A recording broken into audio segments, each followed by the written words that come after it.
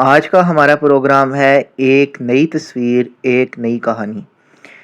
इस प्रोग्राम के अंदर अब मेरे पास टाइम बहुत कम होता है, लेकिन मैं कोशिश करूँगा कि हर बुध को कम से कम एक अच्छी आपके लिए अनोखी चीज़ लेकर आई जाए, जो कि आपके इल्म में इज़ाफ़ा करे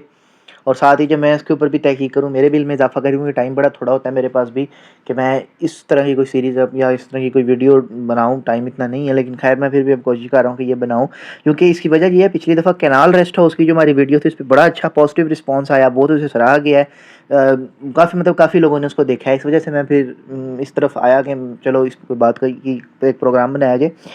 जो रोमन रस्मुल ख़त है, वो हमारे पाकिस्तान के अंदर, इंडिया के अंदर बहुत ज़्यादा रिवाज पा चुका है। व्हाट्सएप के ऊपर अगर मैसेजिंग की बात हो या इंस्टाग्राम के ऊपर चैटिंग की बात हो, तो लोग रोमन रस्मुल ख़त को यूज़ कर रहे हैं। इसके ज़रिए मैसेजेस को टाइप किया जा रहा है, राइट किया जा रहा है।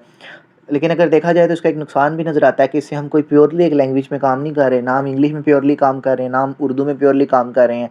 और ना किसी और लैंग्वेज में प्योरली काम कर रहे हैं, जो कि चीज़ हमारे तहज़ीब कल्चर के लिए, ना सिर्फ पाकिस्तान के लोगों के लिए बल्कि इंडिया के लोगों के लिए भी मुहलिक ही नज़र आती है। बहरहाल हमें इसके अंदर ये भी नज़र आता है कि इसे कन्वीनिएंट भी माना जाता है, क्योंकि कहा जाता है ज़रूरत ईजाद की माँ है, तो ऐसा ही लगता है कि लोगों ने अपनी ज़रूरत के लिए आसान तरीका तो निकाल लिया। लेकिन मैं जानना चाहता हूँ कि आपकी क्या राय है रोमन रसूल ख़त के हवाले से, कि क्या ये उतना कोई मौसर तरीका है या इसके जो नुकसानात हैं हम उन्हें ऐसे ही निगलेक्ट कर दें?